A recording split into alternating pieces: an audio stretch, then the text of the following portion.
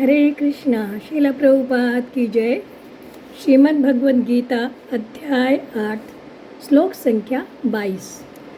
पुरुषश पर पार्थ भक्त्यालम्ब्यस्त्वन्यया यस्यान्तस्तानि भूतानि येन सर्वमिदं ततम्।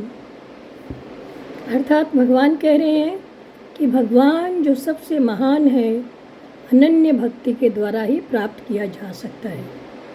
यद्यपि वे अपने धाम में विराजमान रहते हैं तो भी वे सर्वव्यापी है और उनमें सब कुछ स्थित है।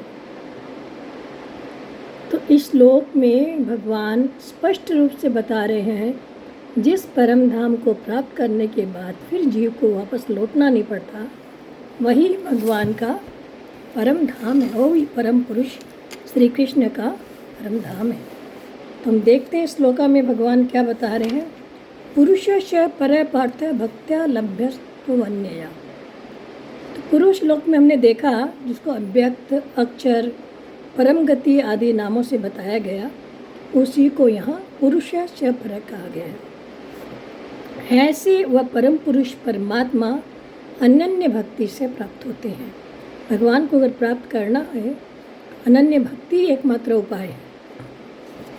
और फिर भगवान करें अनन्यया, परमात्मा के सिवाय प्रकृति का यावन मात्र कार्य अन्य कहा जाता है। कोई अन्य कार्य नहीं करना। जो अन्य की स्वतंत्र सत्ता मानकर उसको आदर देता है, महत्व देता है, उसकी अनन्य भक्ति नहीं है। अनन्य भक्ति का मतलब मेरो तो गिरधर गोपाल दूसरों न कोई। तो भगवान श्री कृष्ण के सिवाय किसी भी सत्ता और महत्ता को न माने, यह बात भी प्रकृति और प्रकृति के कार्य संसार को सत्ता देकर ही कही गई है। कारण कि मनुष्य के हृदय में एक परमात्मा और एक संसार है, यह बात जची हुई है। परंतु संसार से विरक्ति और भगवान से आसक्ति जब होती है तभी वो अनन्य भक्ति में परिणत होती है। उसके बाद भगवान ने बताया कि यस्यान्तस्तानि भूतानि येन सर्वमिदं ततम्। तो 7वें अध्याय में भी भगवान ने बताया था कि सात्विक, राजस और तामस भाव मेरे से ही होते हैं, पर मैं उनमें और वो मेरे में नहीं है।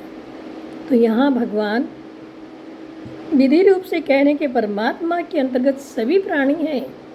यतस्तान्त भूतानि, सारे प्राणी मेरे अंदर हैं और परमात्मा संपूर्ण संसार में परिपूर्ण है। तो भगवान कह रहे हैं कि भगवान सर्वोपरि होने पर भी सब में व्याप्त है, अर्थात वे परमात्मा सब जगह है, सब समय है, सभी वस्तुओं में है, संपूर्ण क्रियाओं में है, समस्त प्राणियों में है।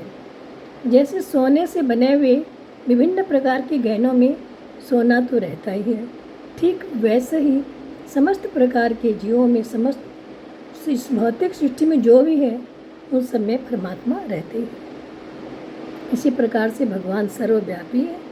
भगवान ने बताया येन सर्वमिदं ततम्, सब जगह सारे संसार में व्याप्त है।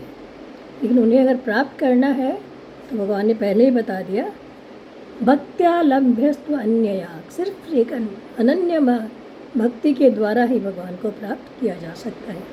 हरे कृष्ण।